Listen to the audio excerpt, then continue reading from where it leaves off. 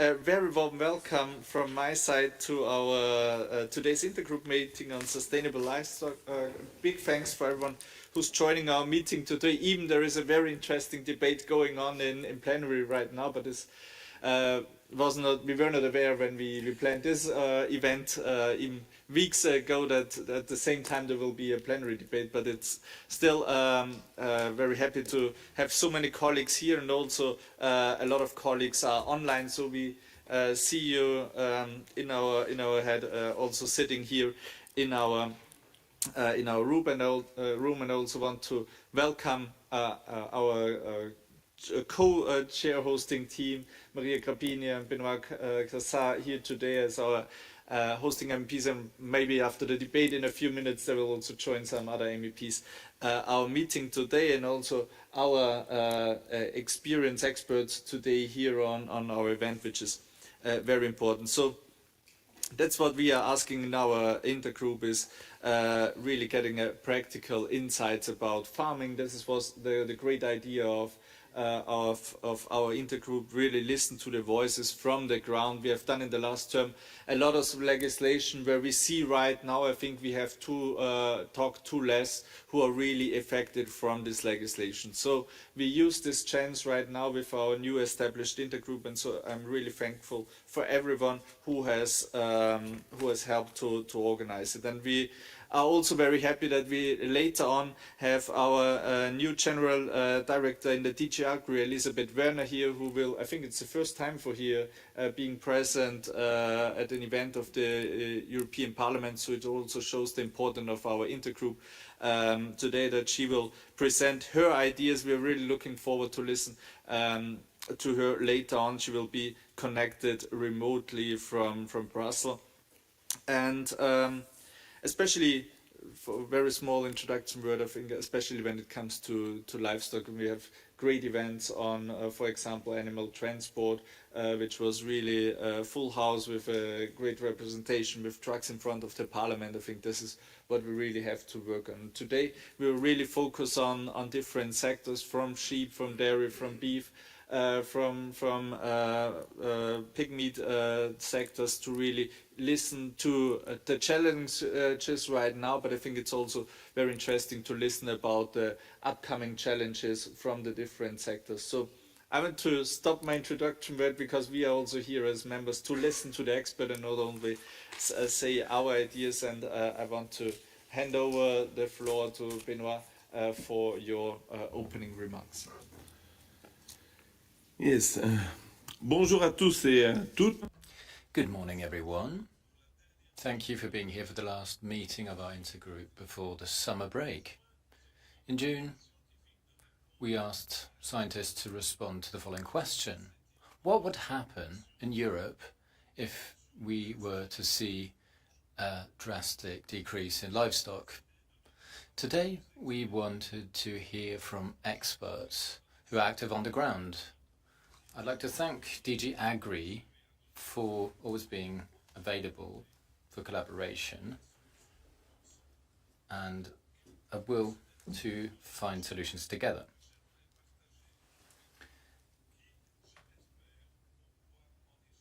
Today, we've got a number of interesting inputs.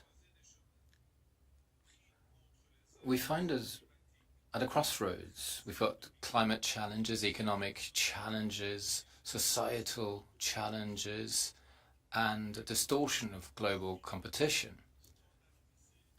A one-size-fits-all approach simply doesn't work.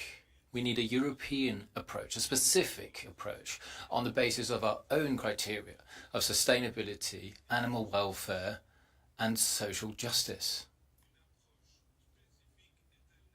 Why do we need this specific approach? Well, because the European livestock model is unique. It relies mainly on family farms, very often small or medium-sized ones, which are a part of our countryside.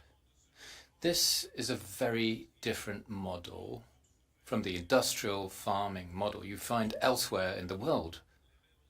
If we were to apply the same trade rules without taking into account our specificities, we would jeopardize our model. It would be a risk of disappearing.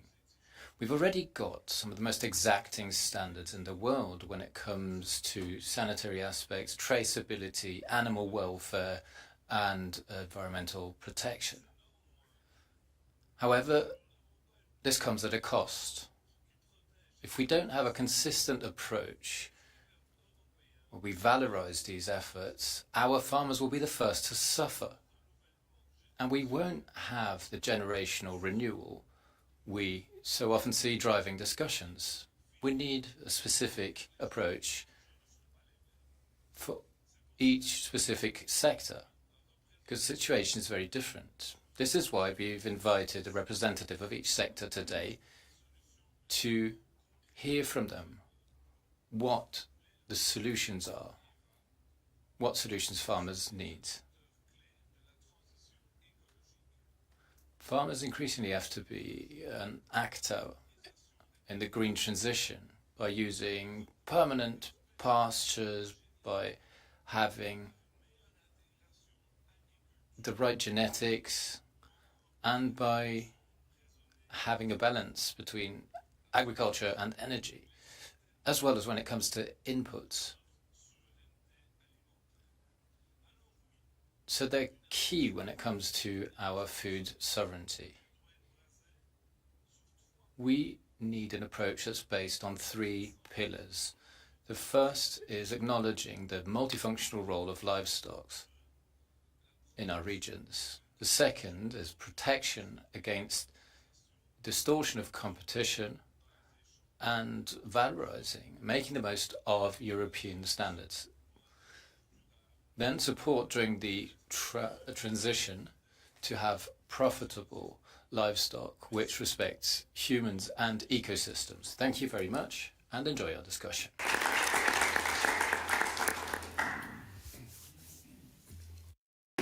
Thank you much, Benoit, and we will continue with the opening remarks by Maria Capini. Thank you very much. I speak in Romanian, okay? First of all, apologize because I don't was here exactly 10 o'clock, but I was in plenary and I have only 1 minute for discussion with our commissioner. Ok, dragi prieteni și stimați invitați, aici physics. Dear guests, both here in the room and online, I'm very glad to be taking part in this exchange here today. We, as MEPs, have called upon the Commission to look into this, but it's important to hear from farmers, people on the ground. They know what's going on the ground. We essentially just represent them. Livestock farming in Europe is a very important topic for the future of the EU and indeed the future of the planet. It's not restricted to production, to figures and deregulation. It's about families, communities, tradition and producing safe food for millions of people. But if you want to talk about the future, we have to talk to the experts. What do we need to have a truly resilient sector? Now, why do we want to speak to experts? You know what's happening with prices, the situation on the ground, labour, the need for innovation and the need to be able to plan ahead. We're working on the new CAP for after 2027. And we've been criticising the Commission because there's a lack of transparency. We don't really know where we stand with this policy.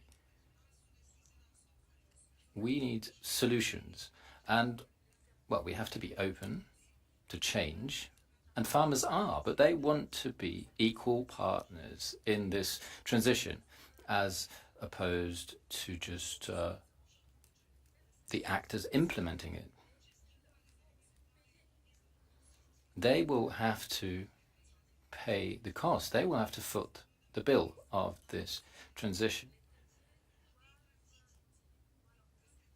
we need to hear from farmers.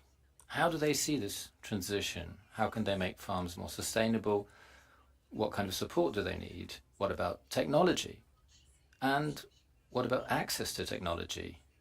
Who will be footing the bill? Who will be paying for all this?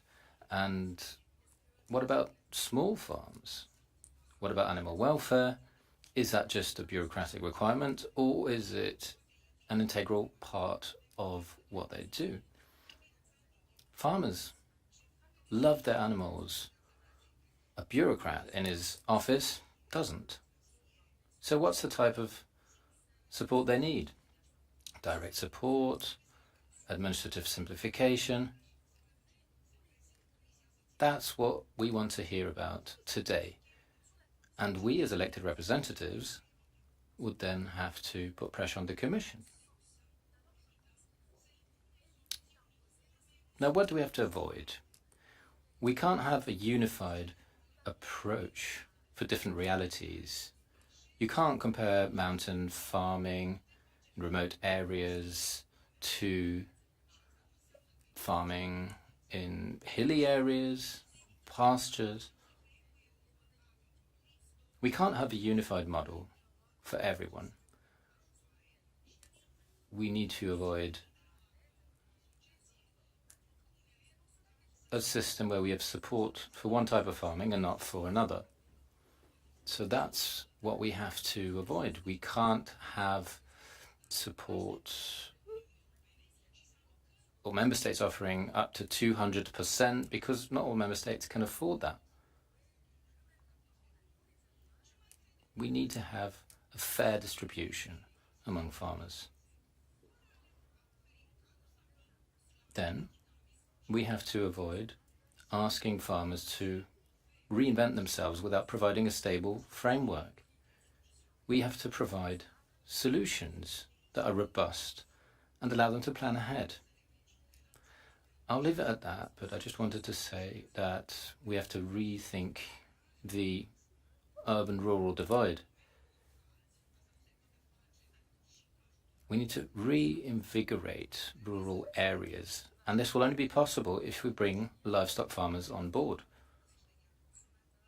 And then there's also the link between producers and consumers.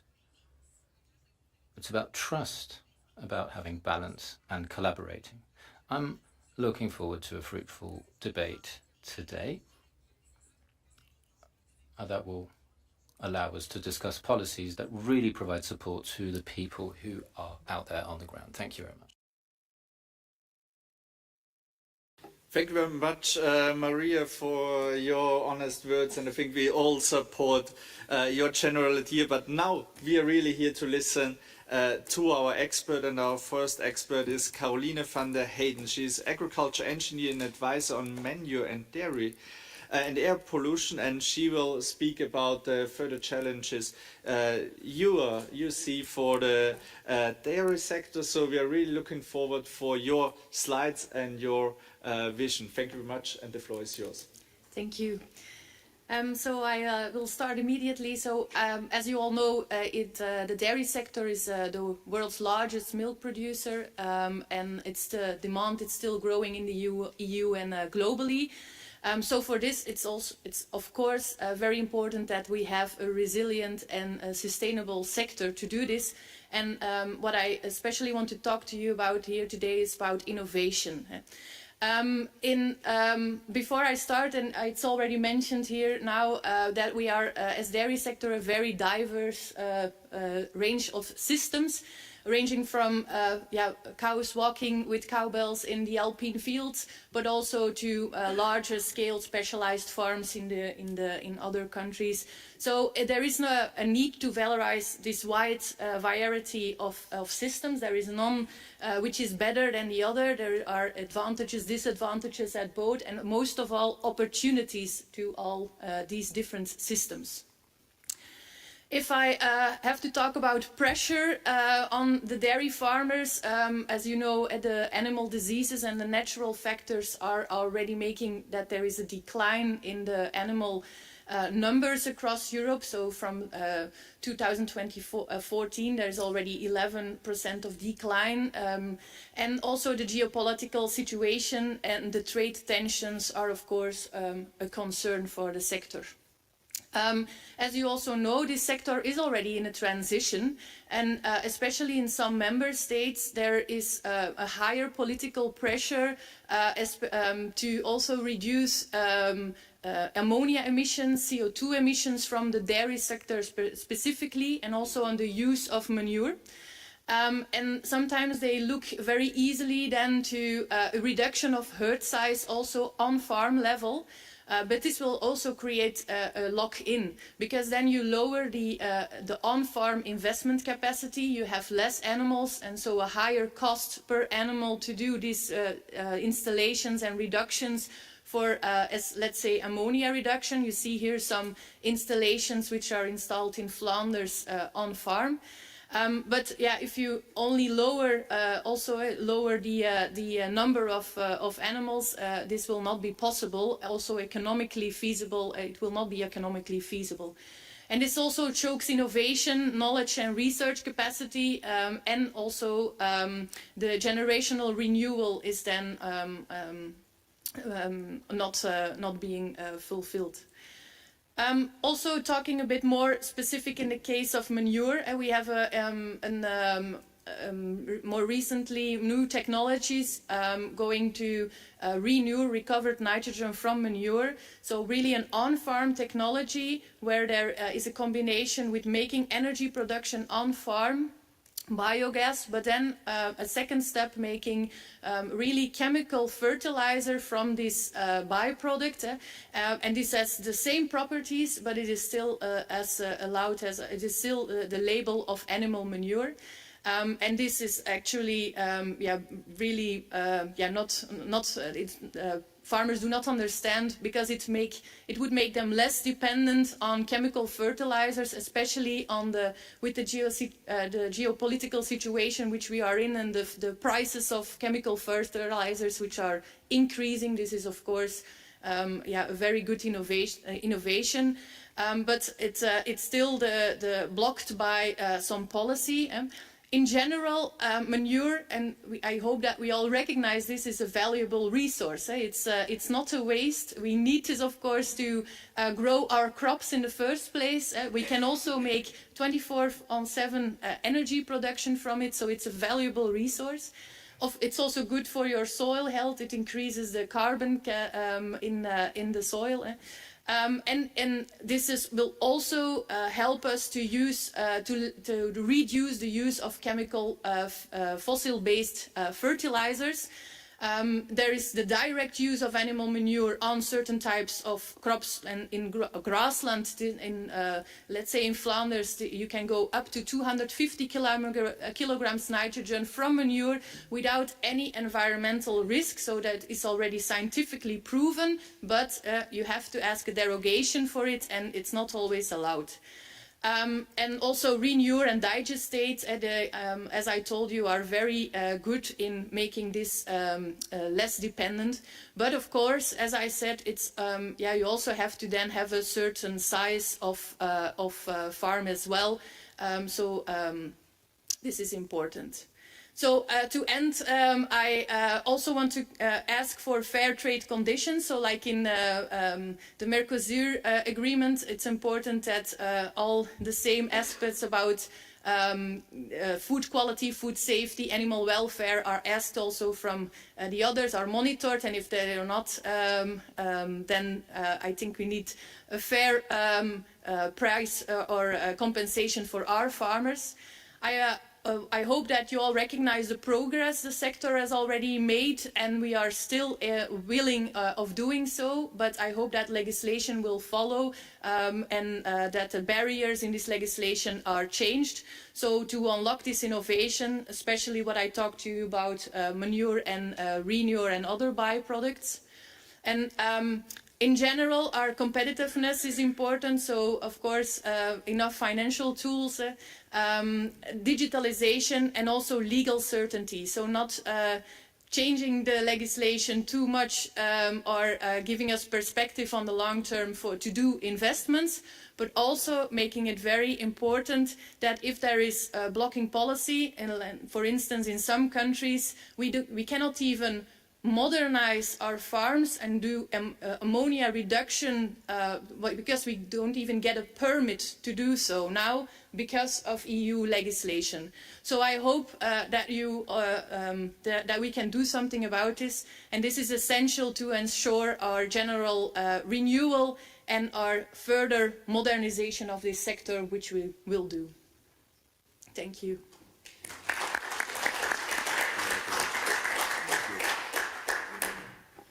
Thank you very much, Caroline van der Heden, for your insights, for your expertise. We're really grateful for this. And now we will switch to our next sector. It's about the pig sector, and there we will welcome Miguel Angel Higuera. He's director of the Spanish National Pig Association, and now it will be complicated for me because it's like Amprogapor.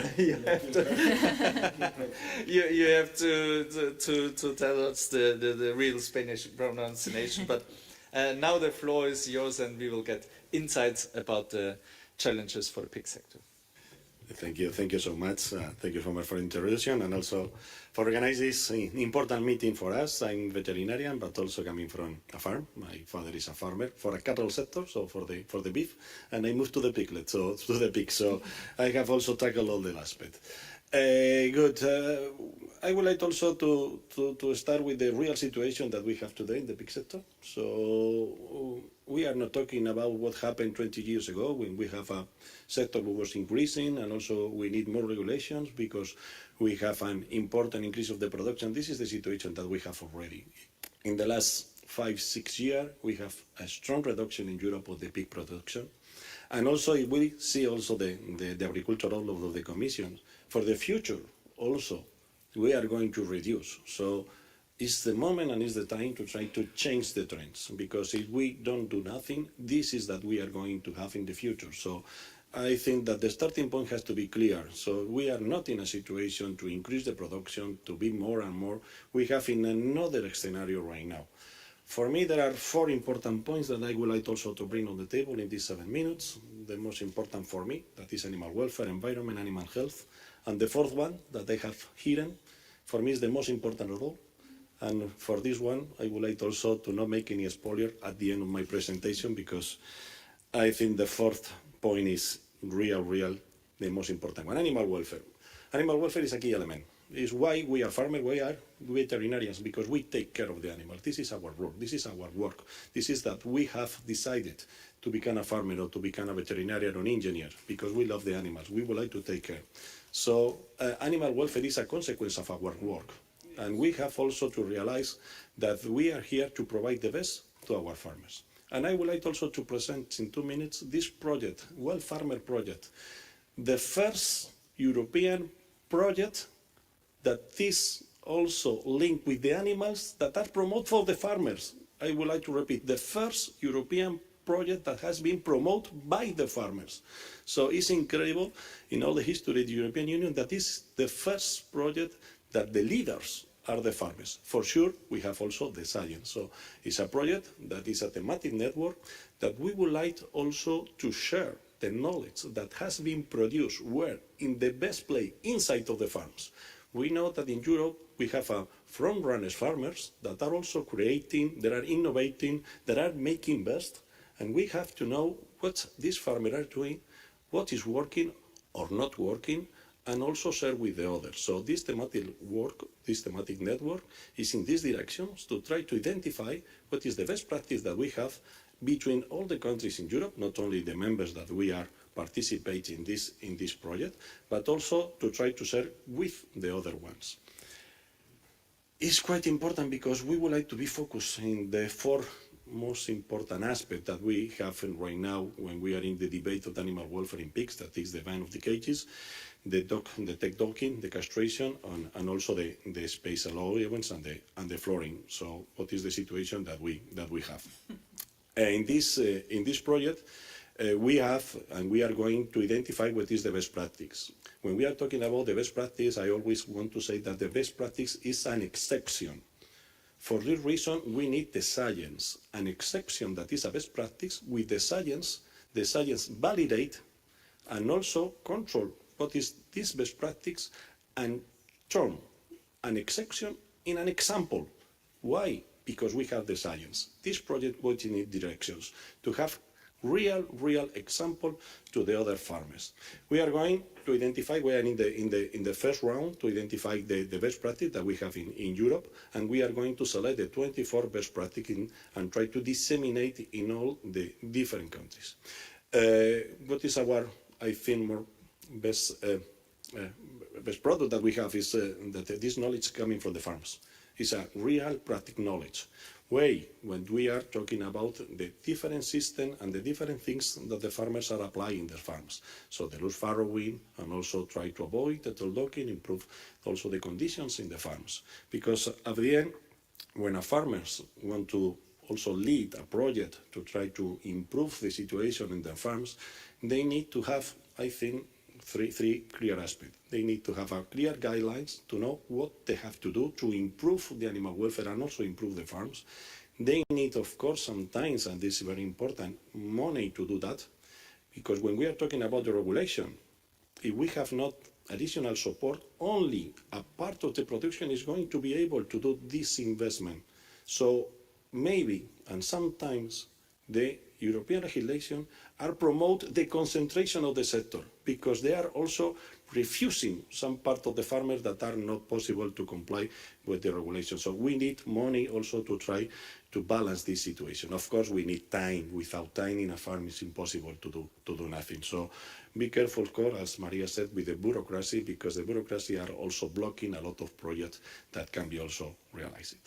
The second part is the environment. The environment, we are making a lot of new innovation to try to avoid emission, to control, and also, as Katerina said, is to produce the manure. We have a high value sub-byproducts that is the manure, and also in the situation, in the global situation, with the geopolitics that we have right now, we have to have self-sufficiency in nitrogen in Europe, and also we have a source, that is our animals. We have also to take care about this nitrogen, and we have to apply where we need it. We are doing it very good. For example, it's only an example that is in Spain. In the last 20 years, we have an increase of our production in a 40% in a pigs, and in the same time, we have a reduction of a 70% of the emissions. Why? With the technology and improving, and have the possibility to the farmers to be better. But we have right now something that is going to be very complex for us. The new emission directive emission about the industrial gas emissions. So we are going to have 3 categories of the farm. The largest, that we have already implemented. They are not going to have a lot of huge impact. But the second one, that is the very small and familiar farms, is going to be attacked by this directive. So the regulation that this very small farm that they put there, between 1,166 animal until 2,000, and with farrowing to finish farm more than 150,000, only to have also imagine in your mind, is farmers with only one farmer. It's only one person. This farm has to apply exhaustive regulation in the emission directive, and the global impact will be nothing. Be clear, the global impact in the European emission for this effort, for these small farms, is going to be nothing. Be clear about that. And also, this is a data for the commissions, the established that is going to be outdated for this new industrial emission directive is going to be for poultry and the pigs, the most of the established that is going to need to comply. So the less that we have emissions, the most that we are going to have. So this means that this 39% of the total established that is going to be increases, you have to imagine that is going to be very small familiar farms that has to comply with that. So be careful, because it's absolutely disproportionate. Fourth, animal health. We take care of the animals, and the disease is our mainstone. So we need to have free of diseases in Europe. I have here 2 examples for the pigs, that are African swine fever, that is in Europe since 2014. We are not able to eradicate the disease, and also the last outbreak of foot and mouth diseases that also are very complex for us. I think foot and mouth diseases are already eradicated, but I think we have to change our point of view. So our regulation goes in the prevention is better than cure, and we are agree. Unfortunately, prevention was, I think, 20 years ago. Right now we have all the disease in Europe, so we have to change our mind and try to protect and defend our farms to the spread of the disease. We have also to change our protocols. The farmers are making huge investment in biosecurity and the controls, and I think this is the way. And last but not least, the fourth point is this one, the most important, the farmers. We are losing the farmers. We are losing the farmers. We are losing the farmers. We have also to support our farmers. To try to keep our farmers, we have to be sure that they are going to be able to invest.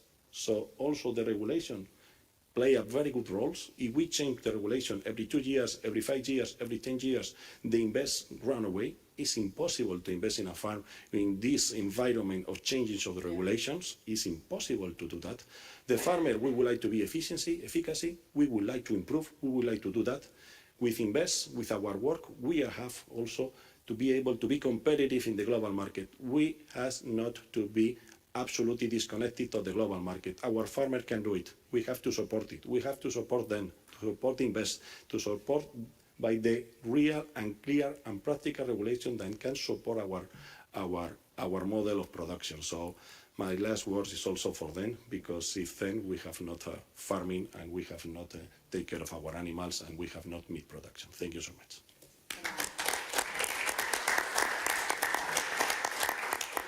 Thank you very much, Miguel Angel Higuera, for your words and also the conclusion about farmers. I think this is one of the main points that we always have to take a look at, and we will continue with our next Spanish colleague for the sheep sector.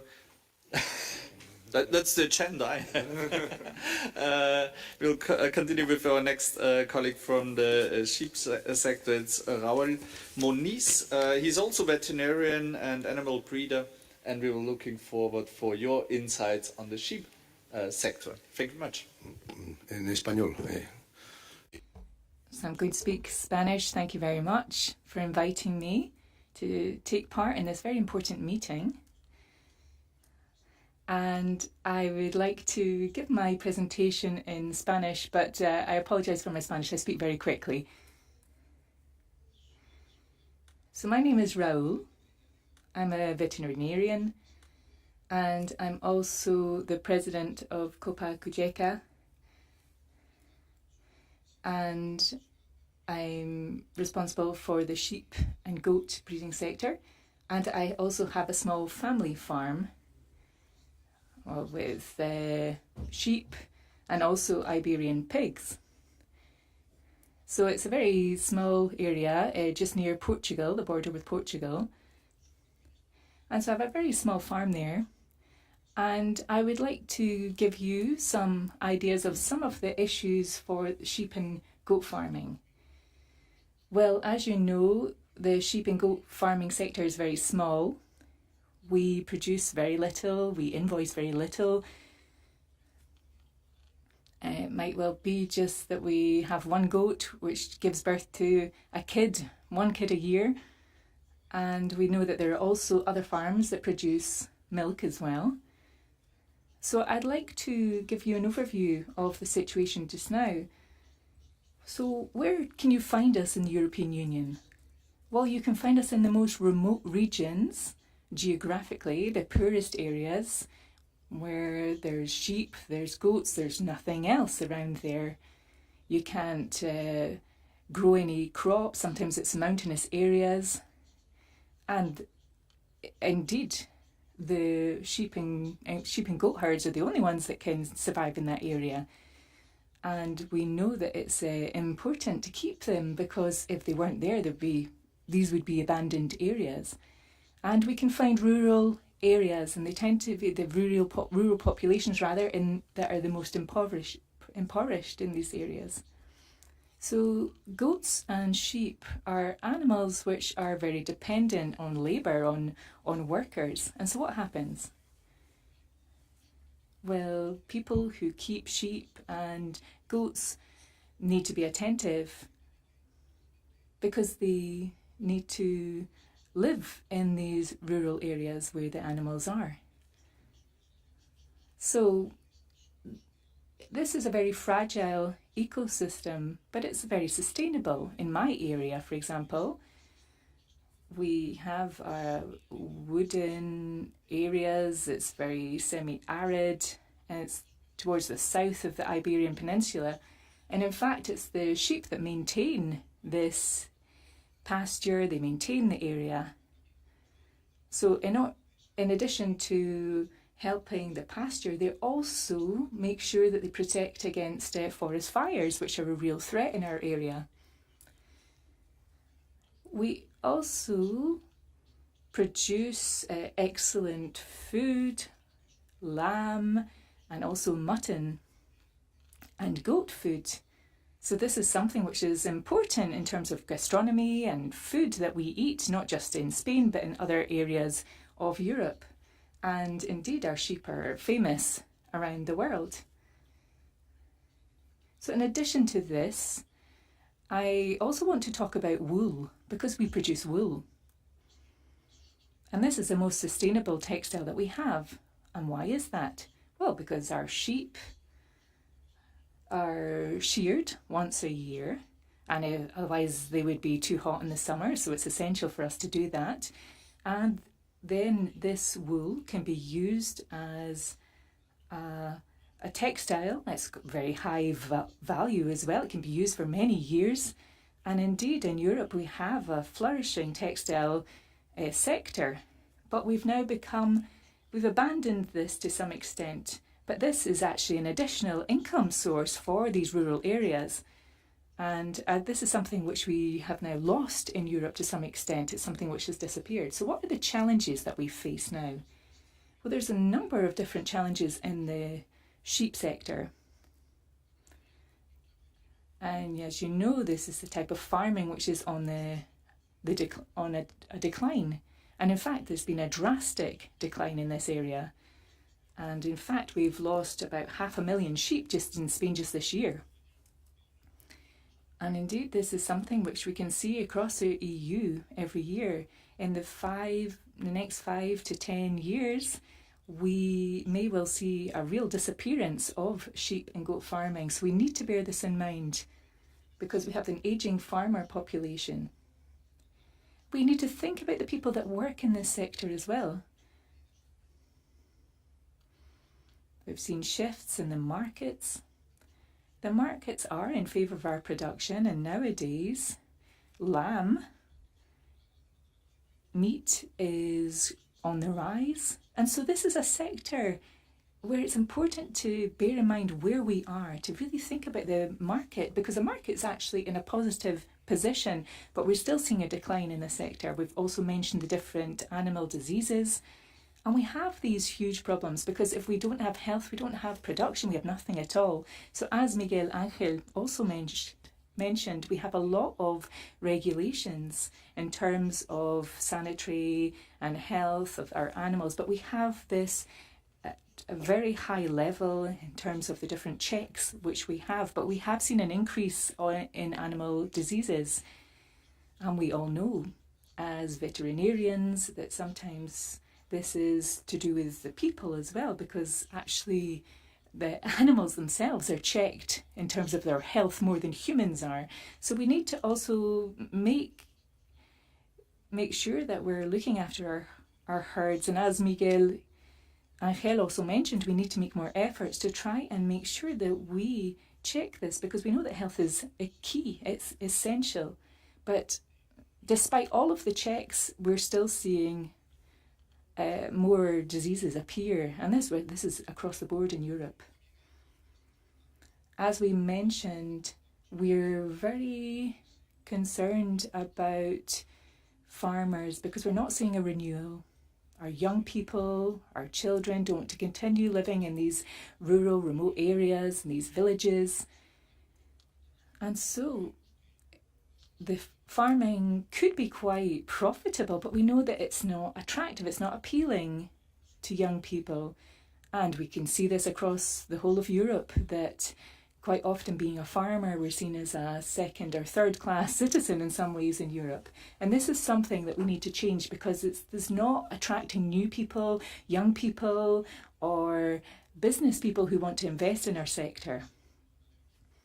And as farmers, not just business people, but as farmers, we don't have labour to work with our herds. We don't have anyone who wants to come and work on our farms. And as we're mentioning almost on a daily basis, we have attractive salaries. It's not the case that we're paying low wages to farmers. We've got attractive salaries, but people, because of where we're located, and perhaps because of social reasons, they don't want to come to these areas. And in Spain, we have a lot of problems with also predation, with predators, large carnivores, and this is something which is of great concern for us. And indeed, it seems sometimes to farmers that wolves are being protected more than farmers and the sheep herds themselves. We also know that the sheep and goat sector is very vulnerable. We've seen huge imports from New Zealand, for example, Australia, and I know that there's also an agreement on the table with Australia. I don't think we need to look at graphics to know that we're going to be threatened by this. Also, the agreement with Mexico, we know that this excluded mutton and lamb meat. But we have an international market, and there is a future for us as European farmers. We have recognition as being able to produce excellent meat.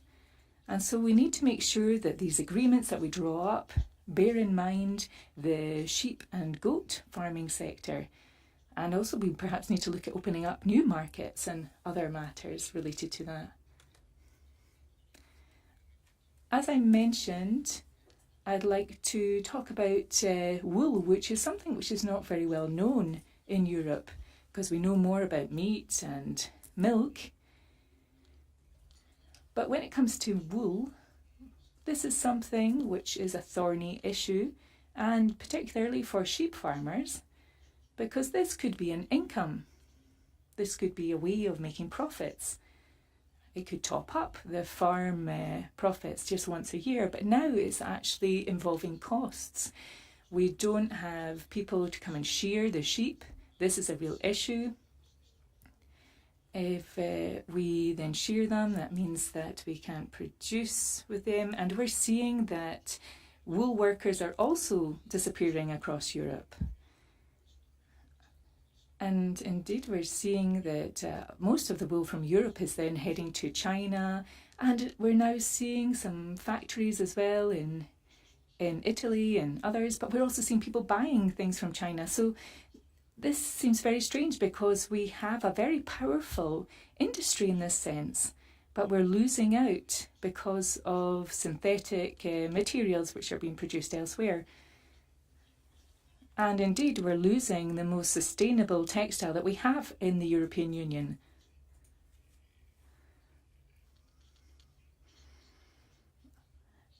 We can see other countries which are really promoting their wool as being of excellent high quality, and we're not being able to really harness this. We've not been able to do this ourselves.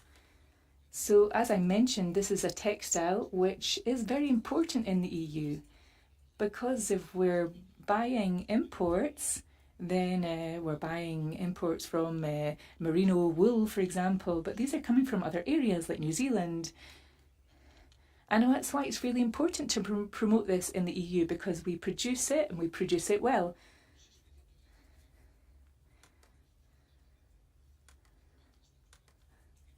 So I just wanted to mention some of the isolation to some extent that which we feel in this sector, because we understand that we're strategic, not just in terms of the environment, but also because of where we are, because we're producing food, meat, because lamb, for example, and this is something which is of great importance, is eaten across all of the different regions. And I think that we need to not lose sight of this importance that we have in producing meat and the importance that this has on the world stage as well, because we're starting to lose this. Because I'm a small-scale farmer, I think it's important to promote cooperatives, and these exist in Spain, but also other areas in Europe. In fact, we have more than 800,000 different cooperatives, and we also have cooperatives for lamb meat. We also have cooperatives for wool, and we were talking about this European production model for small-scale farmers the other day, because small-scale and medium farmers are really struggling. In fact, we're heading for extinction. And so we need to form cooperatives. This is the only way we have, the only tool that we have, so that these small and medium scale farmers can survive in Europe. Because I'll give you the example of my cooperative. Well, we're actually exporting to more than 15 countries. We have lamb, meat. I personally produce very few lambs, but if we look at all of the different farms, then we're able to join forces to form this cooperative, and we're able to then approach the different export markets which are available. We also have different industries, we have different things which we can export, and this is something which we can do together, which we can't do alone. So I think that cooperatives are fundamental. And I'd also like to comment on red tape and bureaucracy, because we're working so hard on our farms. We cannot dedicate so many hours to paperwork and red tape, and I think the previous speakers have already mentioned this. And I also think it's important to also look at wool, and this is something which we need to address urgently. And to conclude, I think in terms of the change in cycle, this is clear. This has happened across the different sectors. However, I think it's important for the EU to look at the people who produce.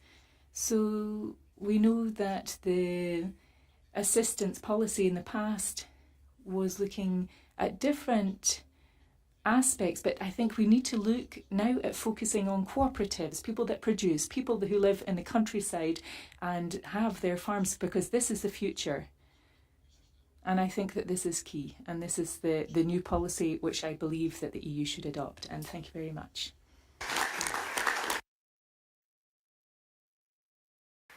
Thank you very much for Mr. Raúl Moniz, who gave us really interesting insights in the sheep sector. It's not only on milk, on meat, also on the topic of wool, which is very, very interesting. So thank you much for these insights. And now we switch to another category of animals. It's about the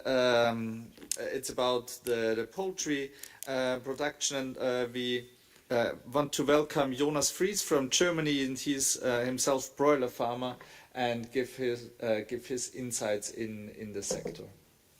Yeah, thank you for the kind introduction. My name is Jonas. I'm a German broiler farmer, and I will share some insights how we raise our broilers in Germany and what is necessary for the future. Just in the beginning, a brief overview about our farm. Together with my father, I farm a farm in southern Germany. It's a family-owned business. We grow a large variety of crops, and most of the crops are mainly used as feed in our livestock business, which is actually our main business. We raise pigs and broilers for the meat production. And we already raising our broilers with animal welfare measures above the legal standard. So, for example, our stock density in Germany is 35 kilogram per square meter, which is above the German standard of 39, and even above the EU standard of 32 kilogram. We apply some other measures like packing elements, and most recently we have installed perches, like you can see at the very right image. the little guy pretty much jumped on it right away after it wasn't used. And we are convinced that with the level of animal welfare we apply to our animals, we meet the demand of the consumer, because every single time a consumer walks into the supermarket and grabs the meat out of the shelf, he makes a decision. He makes a decision how much more he's willing to pay for animal welfare. And what we see, what survey sees, is that most of the consumers are just willing to pay a little bit more for animal welfare. All the other programs with addressing smaller markets with higher animal welfare measures are out there, but they are just addressing a smaller market. So we are producing for the main market of customers. And we are farming within a barn, which helps us to prevent our flock from diseases coming from the outside to the inside as much as we can. And it also helps us to control the environment our birds are being raised in. So, for example, we using different kind of sensors, like temperature sensors, of course, humidity sensors, and carbon dioxide sensors to adjust everything to the needs of the birds, which enhances the animal welfare as well. So, and why is that sustainable, how we farm? So in the first place, we have a high efficiency of our inputs, like feed and water. So in comparison to slow-growing breeds, we need fewer inputs, and we have a higher feed conversion efficiency, which leads us to a lower carbon footprint and even lower greenhouse gas emissions, which are both aligned with the European Green Deal. We generate our own electricity by using solar panels on the roof of our barns, and by linking in battery storage in between, we have a high self-sufficiency. We maintain rural areas, we provide income for our families, for the families of our employees. We already apply animal welfare measures which enhance the well-being of our animals, which is our concern as well. And so eventually their performance increases, and it enables us to produce at a decent cost level to meet the demand of the consumers. As you see, everything is linked to each other. Changing one aspect means changing the other one, means changing the next one. So we need to look at it at a holistic approach. What is my vision? What needs to be done for the future? In the first place, we need to ensure the food security within the European Union at our standards without relying on non-member states with lower standards. Then we need guidelines for farming, that's for sure, but no fussy detail regulation which just chains us in front of our computers for reports and documentation. And once these guidelines are in place, they need to apply for some period, because otherwise we won't invest any money, because we don't know if it does eventually pay off to us. I believe that applying just a few selected animal welfare measures is the key. It addresses the right market. It helps us to meet the demand of the consumer and increase the well-being of our animals, and not pushing it too far beyond, like proposed in the European Chicken Commitment, lowering the stock density down to 30 kilograms per square meter, which is just good looking on images, but does not very benefit the animal. So, and lastly, currently politics and other organizations, they are mainly focused on one single aspect of sustainability, mainly animal welfare, but not considering all the other aspects, as I has already pointed out at my previous slide. So we need to reconsider this, and we need to be concerned about how does our decision influence the demand? Does it still meet the demand of the consumer? How does it influence the farmer? How does it influence his income? And is it still in a practice usage? Yeah, thank you for your attention. much, Jonas Fries, for your vision and your insights. And I also want to welcome several MEPs who now joined after the debate in the plenary, our intergroup meeting. Thank you much for joining. And as our final expert, I will then hand over the microphone to Werner Habermann. He is manager of the Austrian Cattle Producers Association, and he will give us insights about the beef sector. Zunächst einmal herzlichen Dank für die Einladung. Well, first off, let me thank you for the invitation. I'm very glad to be here. I'm a member of a marketing organization. In Austria, we've succeeded in pooling all of our producer organizations. We're also involved in pricing and marketing programs. So just to give you an idea, in Austria, we've got producers who produce from 2 animals up to 700. So it's very multi-layered. We've got mountain farming, we've got grassland farming, we've got intensive production. So it's very diverse.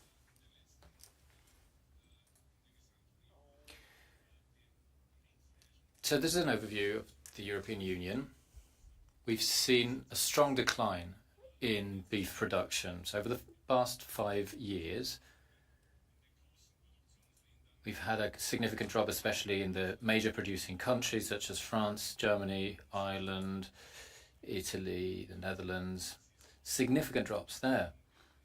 And that's why we've currently got a price level which we haven't seen for 30 years.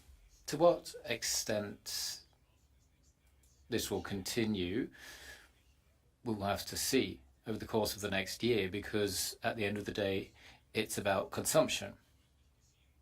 But what we did see was a decline in production, which did have a positive impact on markets to a certain extent. We've seen a huge decline in beef fattening, so a 25% drop over the past 10 years.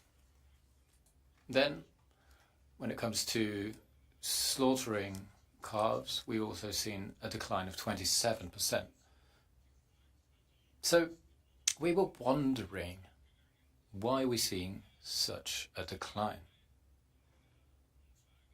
And we carried out a survey amongst our members, a very broad survey, which is representative. And we asked them, what framework conditions do they need to continue their business? Which kind of production systems would they want to focus on? And what kind of support do they need? The results were very diverse. We looked at 5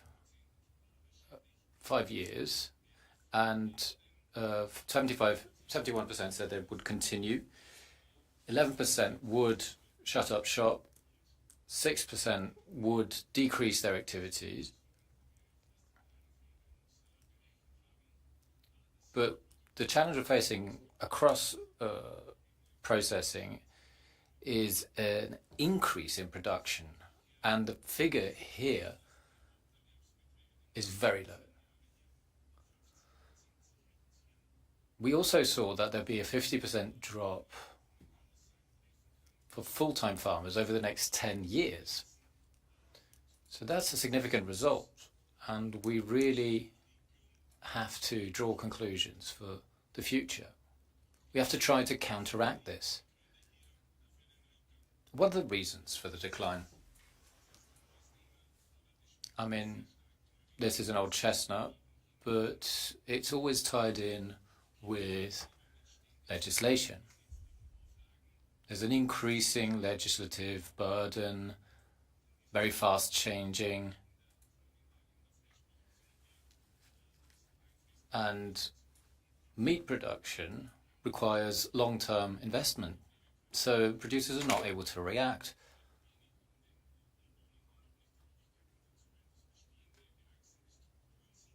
we've got existing structures that have grown organically, family farms, so they just can't react quickly enough. Then there are societal requirements. Very often farmers are depicted as people who torture animals, and that makes it very hard to continue their activities. Then there's a lack of reliability to allow them to plan ahead, and profitability, which in the beef sector has been very low for the past 10 years. Just because we've seen a minor spike over the last 6 months, that doesn't detract from that fact. And then there's a lack of capital for investment. So that should provide you with an overview of the sector and what is going on in the minds of the farmers who are out there on the farms, and also the coming generation and where they want to be heading. So, what do we need? We believe that going forward, we need a political framework that's adapted, but also the markets have to fit the bill.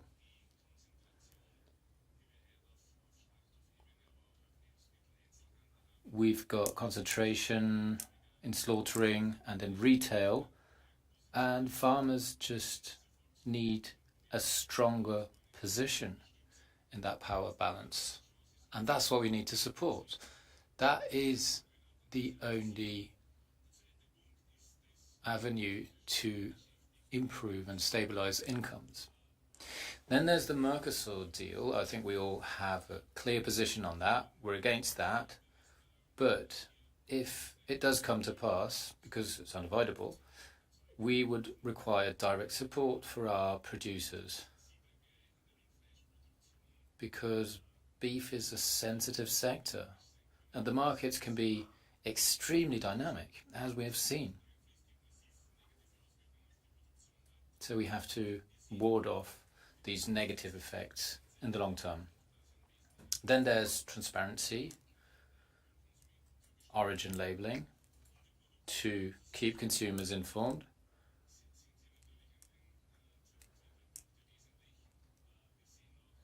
If we want to sustain production, we have to have a close look at the CAP.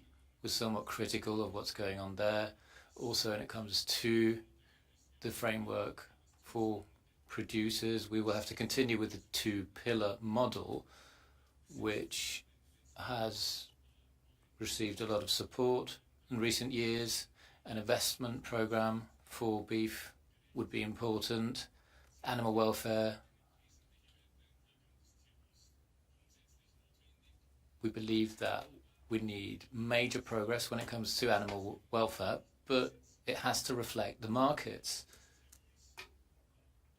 If it doesn't reflect the markets, it's simply not realistic. Then there's another issue where there were good intentions, but in practice, we don't really know where we're heading. 100,000 farmers in Austria were supposed to be brought into a system where no one really knows where we stand. And this is supposed to be implemented right down to the consumers. There's a huge administrative and financial burden. You've got all these systems and databases, and no one really knows where that will end. So we really believe we need considerable simplification when it comes to deforestation, even in countries that have a lot of forests. It's really hard to explain that to people. Thank you very much for your attention. Thank you much, Werner Habermann, for your remarks and your interesting insights and service you did on farmers, and I think it really shows the challenges right now. So we still have a few minutes until we will connect with Mrs. Werner. So first of all, the floor is open for MEPs here in the room. Are there any remarks by our MEPs joining the room? Jessica? Herbert? And then we can continue with some other remarks. Alexander assumes that I want to say something because I usually open my mouth in the Agricultural Committee. So, no, I would like to thank you very much. I think it's very important that we hear the voice of you that are actually on farm and telling us how we should shape our policies. Because if we do it from our ivory tower, and then I just have an example from the plenary room. I just came from the Common Agricultural Policy debate, and there was one MEP from the left accusing an MEP from the right that she had never seen a cow, and the real question was, have you ever seen a cow? And then the answer was, yes, I have seen a cow, and then, no, you have not. Well, that becomes an endless discussion. So I'm very happy that you are here, because you obviously have seen cows, pigs, poultry, and so forth. So you can tell us what is going on. We could, well, thank you for clarifying. It was, I'm sitting in the middle, you know, so for anything for me is left or right. So because I'm centered in the middle. So I know I don't have questions at this point, and I have to apologize that I have to run, but I really appreciate your being here, and I think this is also the purpose of this intergroup, to exchange and to really know from practice what is needed in our policy making. So thank you very much.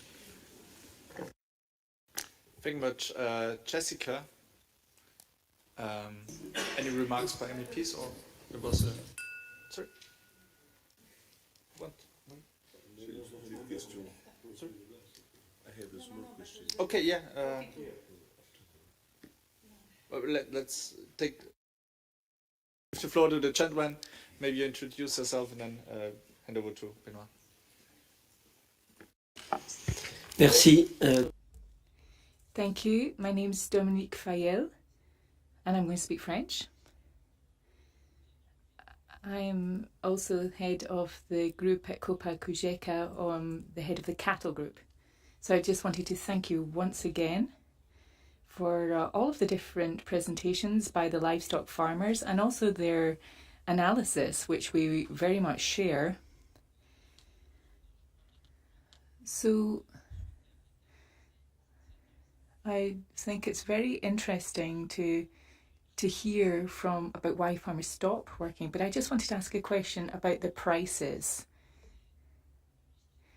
I'm not sure that we can base a price strategy on a type of shortage which is organised on a permanent basis. The market will adapt, but this shortage of supply will lead to a drop in demand. And so I just also wanted to ask about the size of farms as well. So in terms of the farms which are increased, will that then lead to a difference in their yield? Sometimes farms get bigger, but the production doesn't follow suit. So then we see a de-intensification process. So I wanted to ask about this matter of the structure of farms, and this is something which the Commission really needs to take on board and look at that hand in hand with future volume of production. And I also wanted to talk about Mercosur and this rejection of this agreement, because there's this agreement, but there will be others. There's the Australia agreement. They produce both beef and also they have sheep. And I know it's not quite ready, but we also have this situation with wool, because we talked about this agreement with regard to wool, but it's also a great beef producer, Australia, this is. So I think it's important to really not lose sight of this when it comes to these trade agreements. We need to have a structural plan, because there are some farms which we need to support to maintain them. And we also want to attract new farmers to get involved in having a career in livestock farming. So this is a strategy which we need to have for our sector, but also for other sectors, of course. Thank you. Very sorry, I forgot one of our colleagues in the first row, so now I want to hand over the microphone to our colleague Valérie Delocher. Merci beaucoup. Thank you. I wanted to commend all the speakers. We heard some really inspiring things, some very common sense. One of the main problems livestock is facing in Europe at the moment is the ability to produce and make a living. It's very tricky. So I really want to commend the two veterinarians who are livestock farmers. That's a rare sight, and it just goes to show what it means to actually raise animals. So well done for that. In Europe currently, we're struggling to make a living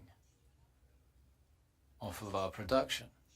And as you said, we have to invest in research and innovation with a view to improving both animal welfare and our ability to have large quantities of animals, but in an appropriate context, and at the same time our ability to be profitable. We have to protect our agriculture in Europe and put an end to these trade deals, which are just an adjustment variable that allows us to sell products we don't really need. So we should prioritize our livestock sector and establish an economy where their activity is possible. Thank you. Merci, and now, Oui, juste une petite question. Parce que... Just one question, because we know that the aim today was to listen fundamentally, so I'm not going to speak too much, but I just wanted to ask one question, because perhaps it was a problem with the interpretation, but we talked about 10% per year of sheep. Is this something that you meant? I'm incredibly surprised by the scale of this decline. This is incredible, because indeed that is moving very quickly. I've got a question on the sheep sector too. For years in Romania, we've been trying to set up a project, a wool project. I was active in the textile sectors. I met the managers, directors in this sector. It is very important. But the producers weren't doing what they had to do. They weren't providing the right wool. So it was very difficult for the textile production, and they had to shut up shop. It was easier to import merino from Australia or other countries. Shouldn't we have European projects to promote the use of wool for clothing, obviously, but also other products, cosmetics, oils? So I believe that we could try to reinstate the production chain of wool. This would create jobs in the textile sector, etc. Wool washing. That, I think, would be in everyone's interest to set up a European wool sector.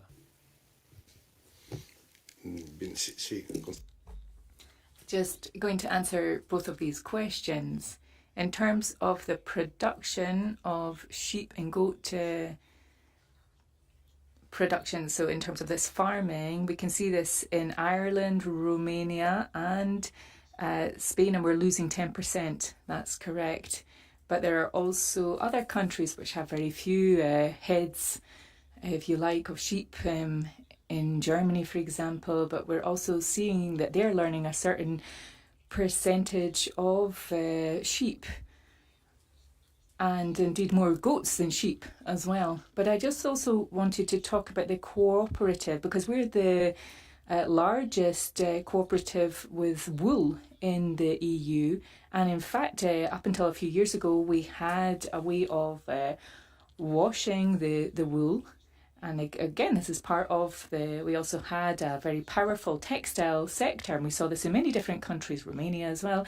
And this was the case in Spain. And we saw this in the southeast of Spain, where we also have merino, which is the best type of wool.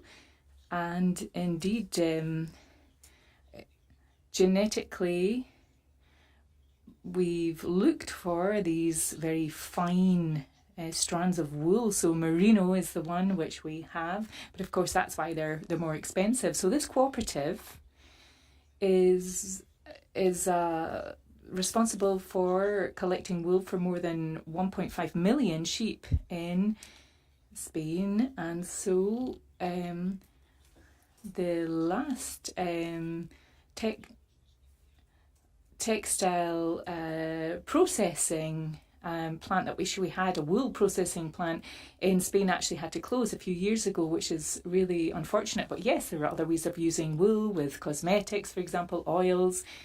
But we're seeing large projects in other places. But the key point is that in order to process the wool, we need to then use plants in China or in India. And so, of course, that's very expensive, because it's double the price to transform it, to process it rather, in Spain than it would be to send it to China. So this gives you a sense of the issue. That's why we have to be able to sell wool. We have to have a market for it. And as we've mentioned with regard to meat, this is not just something which is important in the EU, but there's also an international market as well. And I think this is what we're seeing with the wool market. We're seeing that Australia is spearheading this market, and we sometimes end up left out of the market. And indeed, China are able to, they're able to process wool, which is why they end up taking on that activity. But I think it is important to think about projects, because indeed it's a product which has an incredibly important future, but it's very sustainable, as we know. It's also linked to welfare, animal welfare, but we do have some issues with that in the EU. But that's why I'm also calling on you to get involved in this, to help us. That will be very helpful for the farmers, but also for consumers as well, to get access to this. Thank you. So thank you much for this exchange of views we had right now, and now we are very happy that Mrs. Werner has already connected online, and I think we try to connect her.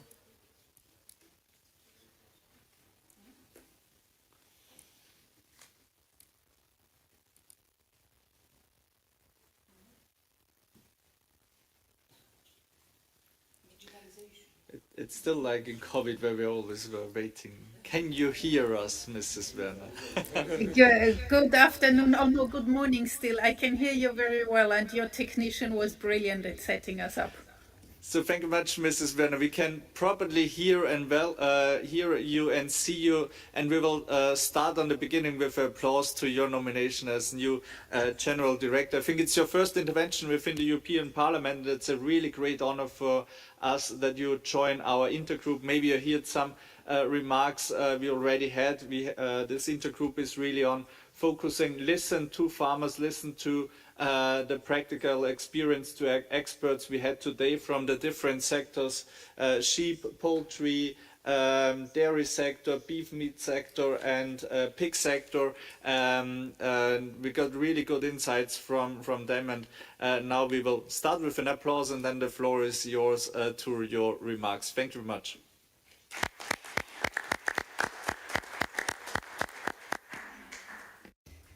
Now, esteemed chair and honorable members and dear participants, thank you very much for the opportunity to exchange views today on this very important topic on the future of livestock. And it is indeed my first intervention in my new function, luckily not my first intervention or interaction with the European Parliament. I very much look forward to close contacts with all of you. There is currently, and I want to start with this because it's really important, there's currently a very positive market situation for livestock in Europe. The prices are high, but of course we cannot take this for granted. And that's, I think, the starting point of what I would like to convey today.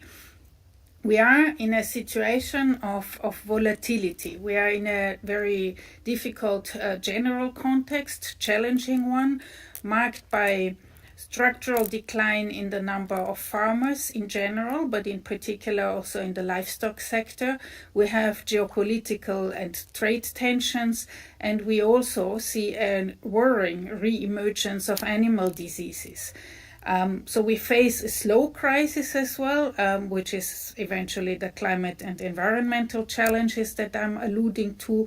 And so there is really a continuous need to be very vigilant, but also a continuous need to adapt the production methods. I would see the EU livestock sector as being, in fact, quite vulnerable to different shocks, and one of them is the global competition. We have in the EU very ambitious production standards. EU livestock farmers are world leaders, and of course consumers can be reassured about the quality. But these ambitious standards also come at a cost, and the cost is not always remunerated by the market. And this is why there is so much attention now, of course, on the budget for the period after 2028. But on top of these very high standards that are not in place in the same way everywhere in the world, there is clearly also for other reasons an international uneven level playing field. So we have several pressures on the sector. They come from changing consumer demand as well, structural adjustments in the sector, and our trade agenda. And that's why in these times in particular, we need a forward-looking policy response that addresses this challenging situation coherently and strategically. And you know, of course, the Commission's vision for agriculture and food, a really fantastic document from my point of view, a big motivation for me to work on its implementation. And that vision sends a very clear message. And it says that livestock is and will remain an essential part of EU agriculture, of the competitiveness, and of the rural areas. Sustainable livestock is crucial for the EU economy, for nutrition, for viability of the rural areas, and in some cases, for instance, the alpine pastures, the preservation of the environment and the landscapes as well. All of this being said, business as usual will not guarantee the long-term prosperity for the sector. And this is what we should focus on, because it's a sector in which innovation can thrive and bring tangible benefits. I'm sure you know examples more than I do, but the case of methane-reducing feed additives is one. The new manure management techniques is another one. We also want to have the increasing focus here on some hotspot areas where nutrient pollution really needs to be addressed. And then there is a focus on more and more quality. And this requires a serious discussion as well in the future. We need a perspective that respects the diversity and the sustainability and works across Europe. because diversity is really one of the marking points of what the EU agriculture and the EU in general stands for. It means really there is no one-size-fits-all solution, and we need targeted territorial solutions that address the specific issues and challenges, but also the strengths of the sectors wherever they are.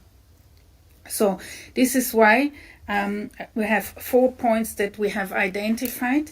First, as I said already, the diversity of the livestock production system, where we need to have fair income for farmers, sustainable activity in rural areas. We need to look also about the danger of land abandonment.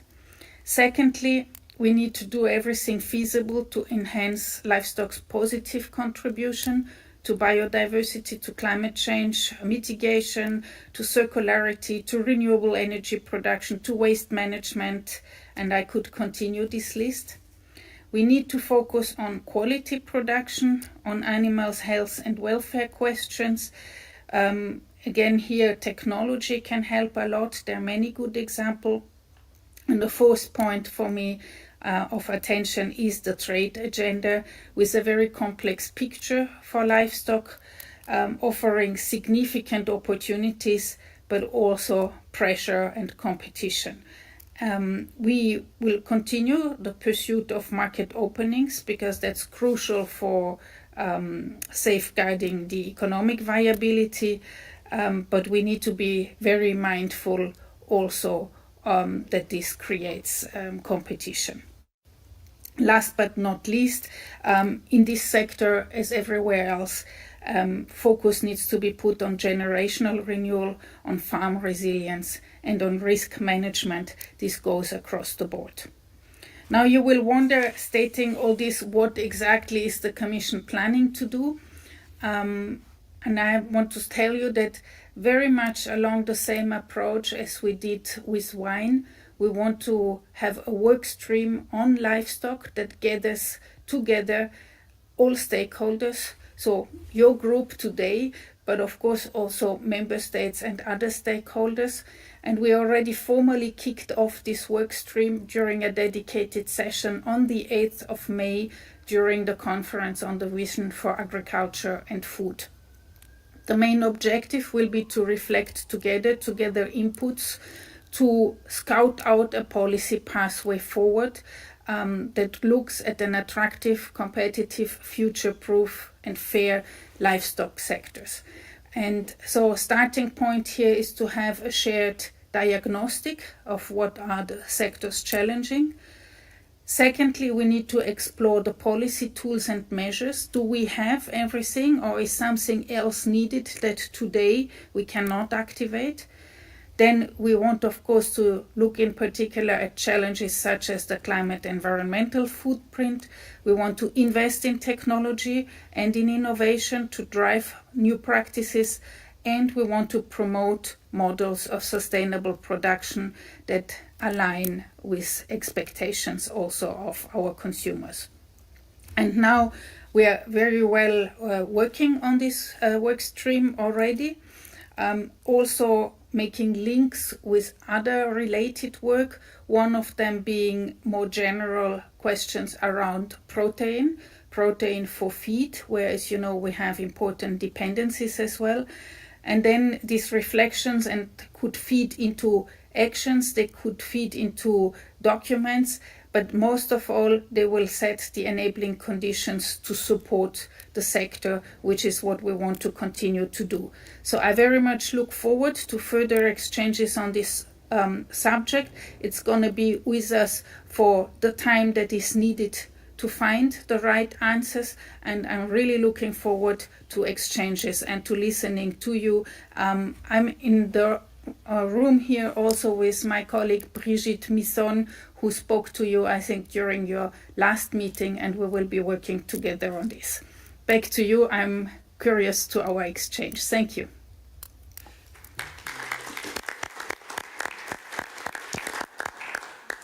Thank you very much to our General Director Elisabeth Werner for her remarks, and we know that we are looking forward for very crucial days for the agricultural sector when we know we expect the first draft of the next budget next week, and also when Commissioner Hansen will join the Comagri meeting next week in Brussels. So we are really looking forward for these upcoming days, and I think these days will be very crucial for the future of agriculture. So we still have a few minutes time, because we as MEPs, we really have to be on time in plenary today. There's quite a bit of pressure today, but there's still a few minutes. So if there are any remarks from colleagues, very quick questions you want to raise to Mrs. Werner, the floor is open. Any comments, remarks? No? Herbert Dorfmann? Yeah. Yeah, good morning. Not just a technical question on this high-level group or working group or whatever on livestock.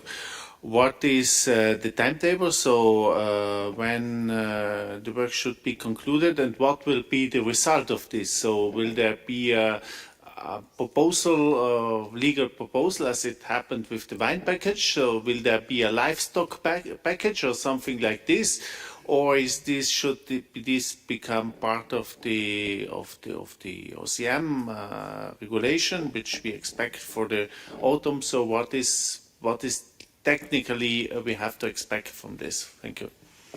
Thank you much. Herbert, is there another question in the room? Otherwise, we will hand over the floor to Mrs. Werner. So no questions in Strasbourg, so the floor is once again to you, Madame Werner. Thank you very much, Mr. Dorfmann, for the question. The livestock workstream is organized indeed very much along the same approach as a high-level group. It gathers experts from various origins. This format allows us frequent and dynamic discussions, and they could also be brought to a high level when necessary. In fact, our work stream right now is relatively open. It's meant to be a process, first and foremost, to inform and contribute. And as to the exact outcome, will largely depend on what we see will be required. So all of, I think, of what you mentioned are possibilities. They could include concrete recommendations for member states to take into account.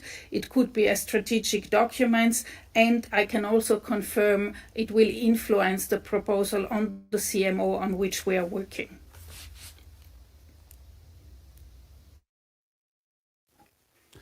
Thank you very much for this remarks. And now we start our last round of exchange, our closing remarks. Or anyone else? Yeah. Oh, sorry, Maria Grabini has a question. Da, eu doar vreau să vă mulțumesc. Au fost foarte... I wanted to thank everyone. I've taken 5 pages of notes. Lots of problems, lots of questions I'll be passing on. But I wanted to say that we, as MEPs, can make proposals for drafts which the Commission then assesses. I was able to achieve financing to promote our artisans, because in my country we have a lot of artisans with a strong tradition. So if you've got any ideas, you can send them to us, and then maybe we could pass that on and get financing. I will do everything I can to promote that. Thank you. Oui, voilà, parce qu'on va devoir conclure. Donc moi, je voudrais souligner quelques points. We're about to conclude. I just wanted to highlight a couple of things. I'd like to thank the Commission for taking on board our idea to have an intergroup on livestock, as we've already done in the past, because it's important to bring together the sector and the institutions. It's been a huge success, and every single time we see the great quality of the debates. My takeaway from today is that, 1, there's a strong link between animal welfare and profitability. So we have to stop this illusion of animal abuse in the livestock sector. Farmers love their animals, and they have every interest to keep a high level of animal welfare because it's in their financial interest as well. Then Secondly, it's high time that we place our trust in farmers.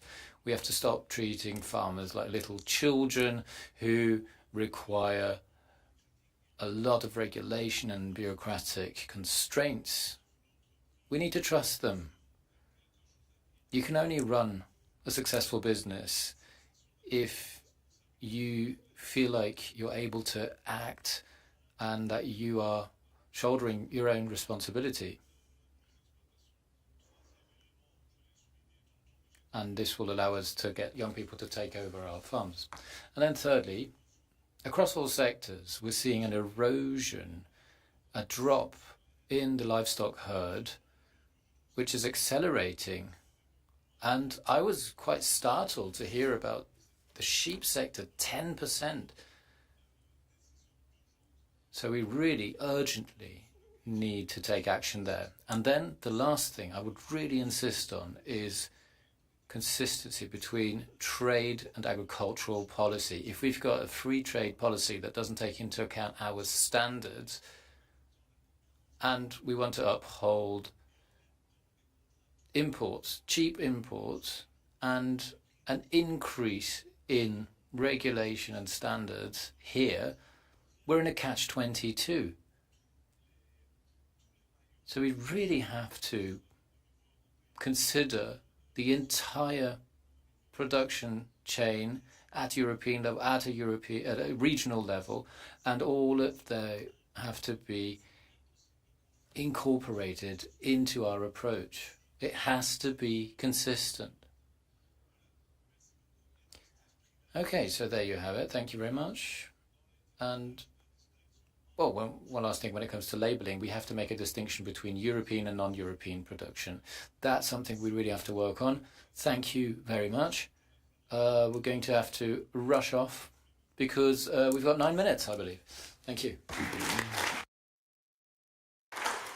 So also on the end, very small remarks from my side. My colleagues mentioned so many important things already said.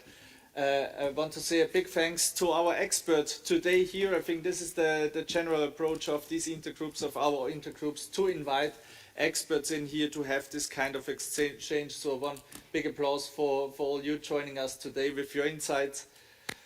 And in this sense, we see there is a lot of work ahead for us, for the European Commission, but also for us as MEPs. We are ready to work for our farmers. This was one slide of your presentation, that one of the key aspects are our farmers. We have to provide them. They are concerned. We have seen the survey. They are concerned, but they are also ready for making adjustment and seeing positive aspects for the future. There's still a lot of legislation in front of us. We are looking forward for omnibus packages in the agri-envy sector. We are ready for the next budget. We are ready for the next CAP. So challenging times are ahead of us. But we can promise with this aspect and also with this insights we get with these intergroups. We are really looking forward to work on agricultural topic for a positive outcome. We hear the bell ringing. I think it's a good sign for us now to end this intergroup meeting. A big thanks for everyone who joined, present in the room or online. A lot of people were connected online. Thank you very much, and we are looking forward for our next intergroup meeting after the summer break. Thank you very much, and have a nice summer. Spend time on your farms.